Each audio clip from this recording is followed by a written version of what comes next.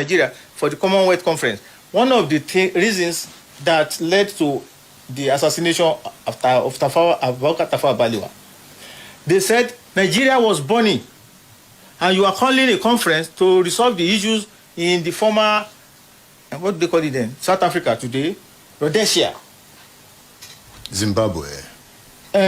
South Africa, the original one where Ian Smith was their prime minister. Yes, that is Zimbabwe. Good. Today's Zimbabwe. Thank you. So, they carried out the coup, January 15, 1966. And when the final result came out, Prime Minister Northerner assassinated, Finance Minister Kotiebo, Midwest or Bende region, assassinated, Premier Ladoke Akintola, Yoruba, assassinated, Premier Madubelo, Northern region, assassinated, Kone Malamari, assassinated, Brigadier Ademulegun, assassinated, Kone Ko, assassinated, Northern and Western region. Let's be fair. But it was not the intention of Nzogu to be partial. The men that were kept in Lagos to take out Aguiyi Ironsi developed cold feet. Aguiyi Ironsi was saved by the fact that he went to a party and he returned home late at night. They were there in his barracks. So they wanted to get him too? Oh, he was the head of the military. Otherwise, they wouldn't take control of the army. Okay, let's assume Igbo officers, majorly Igbo officers, executed the coup. Yes. It took another Igbo officer in Kanu, Odumegwu Ojukwu, to stop the coup. Thank you. Ojukwu had always been ambitious. Ojukwu, when he returned from the university, told his father that he wanted to join the army. And the father said, on his deathbed, he will go to the army. I want you to go to the civil service. With this master's degree, you will rise to the top. Ojukwu refused.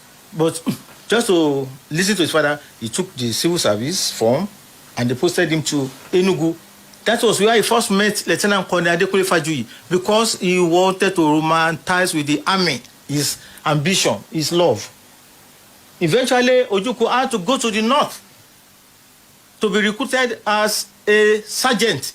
He didn't present his certificates because he knew his inner intention would be to get to the army and take power one day. He has always loved power. Oh, he loved it. He stopped Nzogu's coup in the north. Yes, he did. Aguiyi Ironsi stopped the coup in Lagos. Yes. Both Igbo men. Yeah. And they got Nzogu to come. Nzogu wanted to fly to Lagos and finish the job. Yes. Because he held a press conference January 16, 1966, with Hassan Kassina holding the microphone on his behalf. A northern officer. Northern officer is junior. And because he had broken his arm when he jumped down from the residence of Sir Ahmadu Bello. And his intention was to come to Lagos, finish the assignment that some people ran away from, and take power. And as he said, they wanted to rule for just 6 months and bring Awolowo out of prison in Calabar. He installed him as the prime minister, and the army will give him backing with muscle that what you have turned Western region to, now turn Nigeria to. And immediately Awolowo stabilizes. Nzogu wrote this down. He will now resign his commission in the Nigerian army and go to South Africa to go and fight apartheid. To show you that Nzogu was really... He was a revolutionary. He was. Really. He didn't want the headship of the military government that to come up. No. Let's look at how Soyinka comes into the story. Why all this happened, he was building his literary skills. Oh, yes. It was already known. Yes. He wanted to intervene intellectually. Yes. They thought of a third force yes. to make the difference. Yes. Therefore, he traveled to the east to see Ojukwu. At the risk of his life. At the risk of his personal life. Why? Before declaring Eastern Region the Republic of Biafra, Ojukwu and his cabinet had thought deep that they must extract all non-Easterners out of the region. So Ojukwu made a broadcast, more or less a decree, that non-Easterners get out of this region within so-so date. Whether you are working with Nigerian Railways, Post Office, or you are a suya or seller, buyer, private individual, out. Bankers, whatever national you say you are working in Eastern region. So he pushed everybody out. By the time he finished that, Eastern region could relatively be said to be free of non-Easterners. And this was when Soyinka wanted to plunge in. And that is when he went, alone. He left his School of Drama, now called the Department of Theatre House, University of Ibadan, where he was the head. Drove to Lagos, spent a night, went to Benin, spent a night, and went to Enugu, all alone. Lonely road, which you could say was studied with dynamite. If you want to read Soyinka's story, get his book, You Must Set Forth at Dawn. He explained his action here. Thank you. So, getting to Enugu, you've read the part now, the portion where he met with Ojukwu and they had the discussion. He also met with Victor Banjo. Oh, because Victor Banjo was if with all respect, equal of Professor Wole Soyinka in academics. And Banjo was also a nationalist. Otherwise, he had every chance to escape from the clause Ojukwu had put him in. But again, he also placed himself in certain confusion. What was his agenda? His agenda was different from Ojukwu's agenda. Ojukwu, note, had always been ambitious. 1. 2, Ojukwu did not regard Yakubu Gowon as his mate. 3, Ojukwu wanted Gowon or the federal military government to tell us exactly what happened in Ibadan on the night of dawn of January 15, 1966. The same government house at Agodi. Incidentally, I was there last night on the... But Gowon did tell him at a Aburi conference. But they even said, okay, we'll show you where they were buried. What led to that? Treachery. Deceit. Because however modern intelligence grew today, it started from somewhere. General Ironsi had notice of an impending counter coup. Part of his agenda of meeting the traditional rulers in the north, east, midwest, then finally western region, where the helicopter will pick him up in the morning of January 15, 1966, was the dinner the previous night on the Western House lawns. And repeatedly he was asking the military governor of Western Region, Fajuyi, Francis, are you sure I'm safe? Because he wanted to leave that night. He had got information, intelligence report. And Fajuyi, in all innocence, said, sir, you are more than safe. But should he be asking Fajuyi that question? He was the commander-in-chief. Supreme commander. So, at this time, they were using Supreme Commander. He was Supreme Commander. But they were friends, even though he's senior. Ironsi was Fajuyi's senior. But they had that camaraderie when they were in Congo. Ironsi was commanding the Nigerian United Nations contingent. And Fajuyi was part of Nigerian and United Nations contingent. And they fell together. They were friends, even though there was the disparity of senior-junior. So, Fajuyi, naturally as a Yoruba man, will consider it an abomination. You went to the north, nothing happened to you. You went to east, nothing. You came here from the Midwest. Sir, you are safe. But he wasn't safe. He didn't know. He said he was part of the plot. Oh, God. What they did was just to supplant the AGC, I'm talking about Theophilus Danjuma. Thank you. And some officers, because Danjuma worked himself into the convoy of Ironsi that visited the north, east, midwest, and they had their plan to carry out in Ibadan.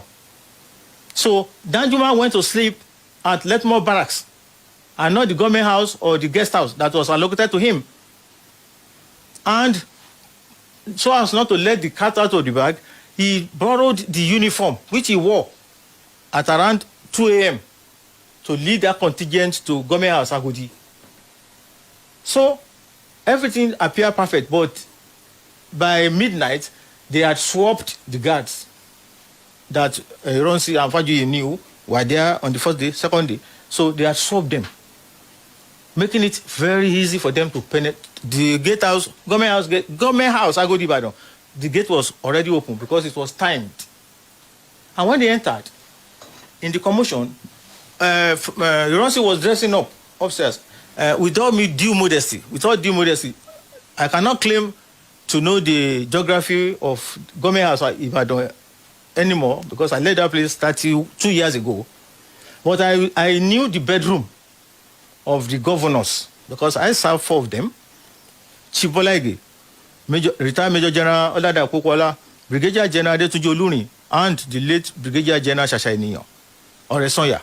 So, Ironsi was dressing up in one of the upper rooms, waiting to take his breakfast. The helicopter will arrive and carry him to Lagos.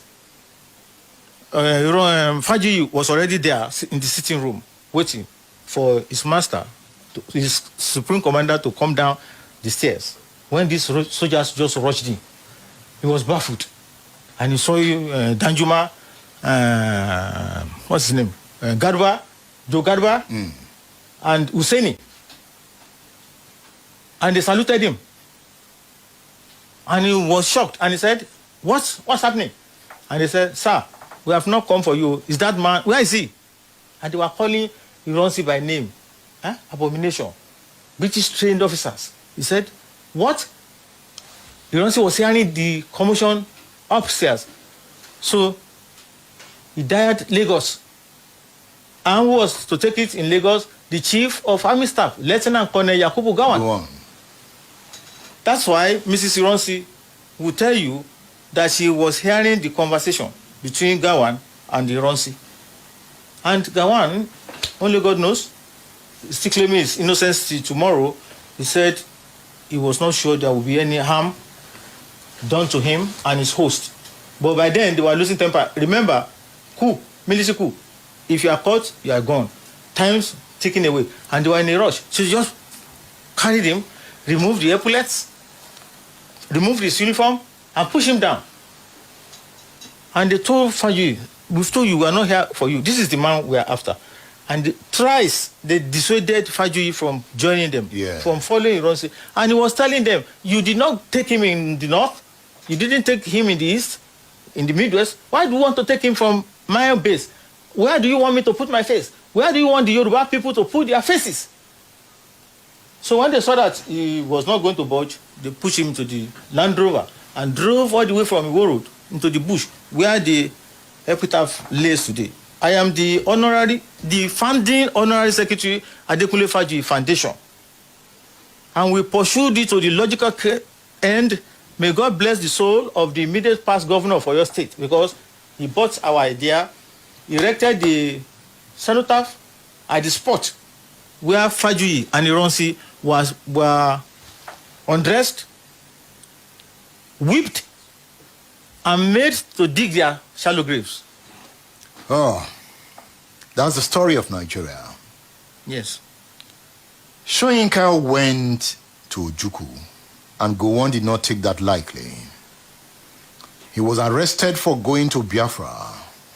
Yes. He spent 2 years in prison, 1967 to 1969. He will tell you he didn't go to prison. He will tell you he was in detention without end, indefinite detention in Kaduna prison, because there was no trial that found him guilty.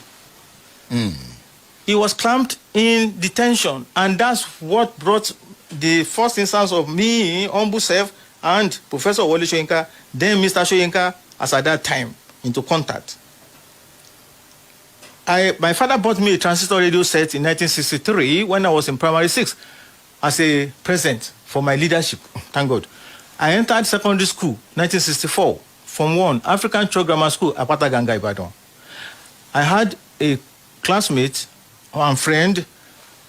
We bought a copy of Daily Times every day from our pocket money, and I had my transistor radio set. So you must come to me and Alan for the latest date and updates in world affairs. Lo and behold, Daily Times that morning, we bought it. Blazing headline, Wole Soyinka will remain in prison as long as the war lasts. Gawan. Our hero. Because Soyinka has been my hero from 1960. So what's his offense? I read the full story. They didn't say any offense. What is the indefinite detention? Okay? He went to Biafra. That's an offense. To me, till now, I don't see it as an offense. He went to discuss with the enemy. No. Now, why are we saying Nigeria is one? He went to plot a third force. Which force? Didn't Ojukwu contest as senator in Nigeria? Nigeria is a big lie. A big lie? Yes. Ojukwu came back and National Party of Nigeria wanted to score a cheap point, granted him asylum. If you saw the crowd that welcomed Ojukwu at Ikeja Airport, put that one aside. Ojukwu was persuaded to come and contest for senatorial seat under the platform of MPN. It was part of the deal he signed before he was allowed back into the country. That's part of the Remember, lie. he went on exile to Cote d'Ivoire. Nigeria is a big lie. Lie. L-I-E.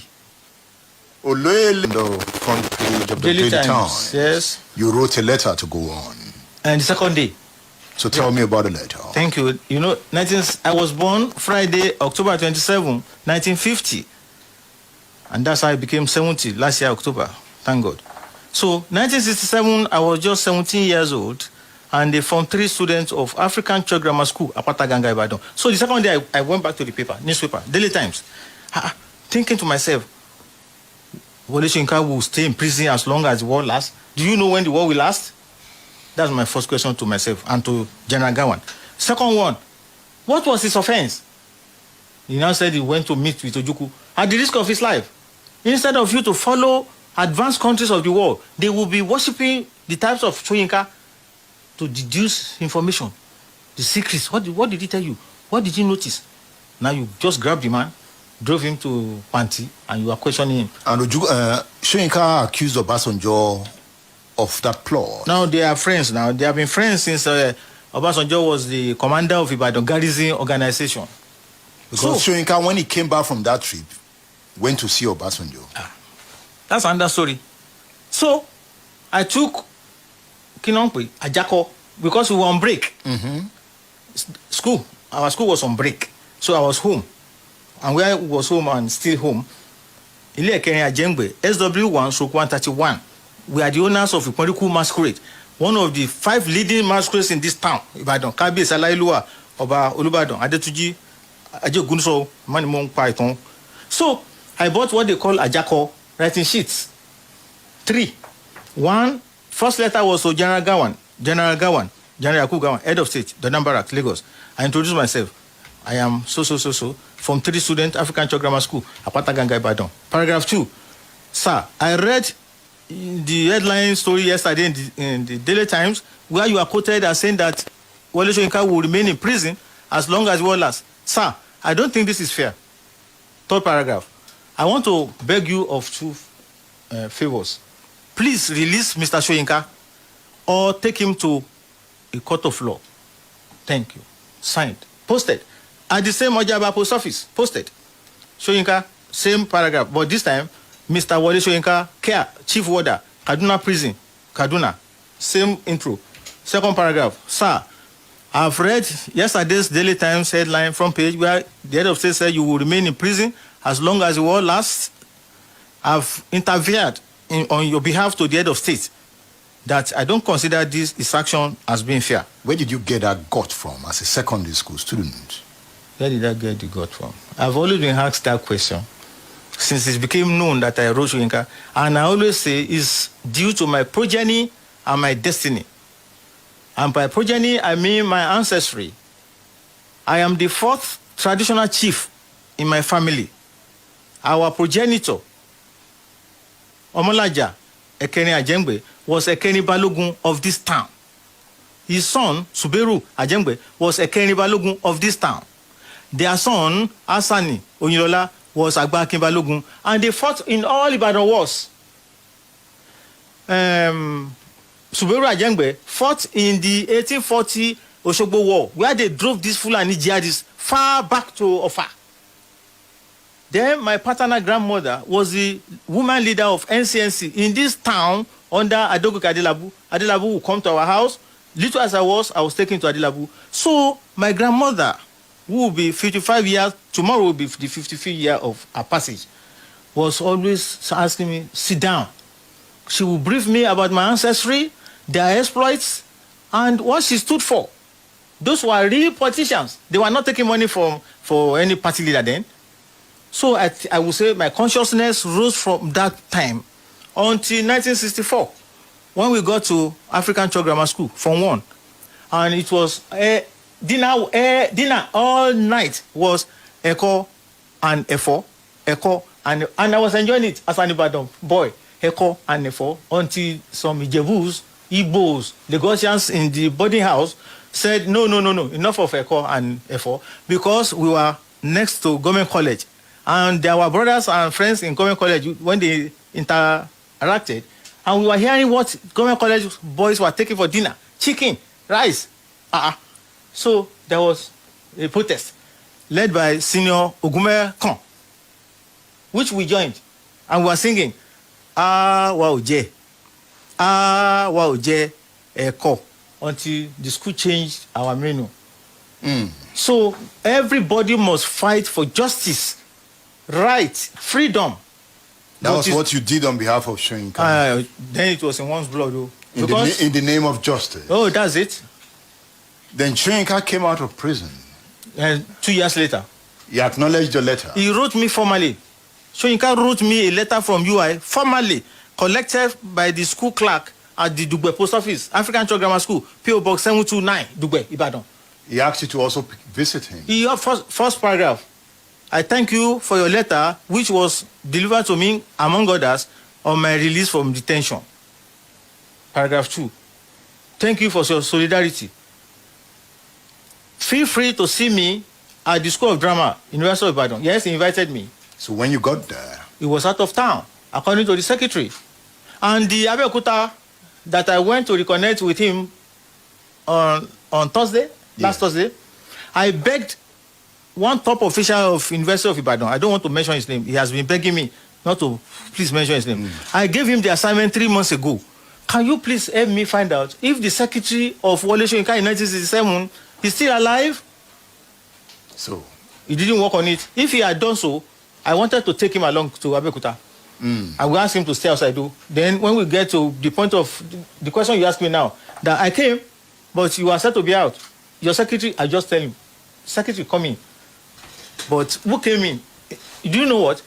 Julie Coker, the famous Julie Coker, the second female face in Africa to appear on television. Mama Anika Waje Williams was the first. Julie Coker came all the way from Wari to give me solidarity on that visit to Soyinka. And that's what you called a 52-year-old appointment kept in 2021. Yeah, 1969 to 2021, 52 years. So you finally met Soyinka. You gave him your autobiography. I did. But I wonder why, after he came out from prison, you met him at other occasions. Thank you. You refused to tell him you were the young boy that wrote the letter. No, I was telling him on Thursday. He was just looking at me, amazed. And I believe he was seeing himself in me. His characteristics, I would never beg anybody for favors in my life. I served 4 governors. People were amazed that I was still going to work in Odua. They thought one would have stolen, embezzled. No. I don't beg for favors. I don't. None of the 4 governors did I beg for any favor. The only one that did me a great favor is late. That was Brigadier General Shashainiyan Oresonya. My last day in office, March 30, 1989, I went to his office to bid him bye-bye. And at a point, he now said, Alagba. That's how he called people. Make any wish, Alabi. Make any wish, and I will grant it on this spot. And I never had that before in my life. I thought myself. Then I stood up. Your Excellency, thank you, sir. Sir, please, can you sponsor me to Hajj? He was just looking at me. Is that your wish? I said, but if I can make another one. I said, no, just one. I said, now you're asking me if that's my wish. So it was General Resoya from his pocket, because I'd left his service, that I went on pilgrimage in 1989. History repeats itself. I have that published in newspapers and it's in my book. History repeats itself. You know, I loved your ability to keep records. Thank you. It shows the super journalist in you. Thank you. You too. I was going to commend you because yesterday was Federation of Independent Freelance and Independent Broadcasters of Association of Nigeria National Day yesterday. I was the chair at Yinka Ayefele Music House. And when they asked me to make my remark, I told them, please don't enter the studio without a script. Freelance independence broadcaster. You enter the studio. Is then you are going to hear Mode, music again. Nta solo tama solo ni. Ha, Mombo, music.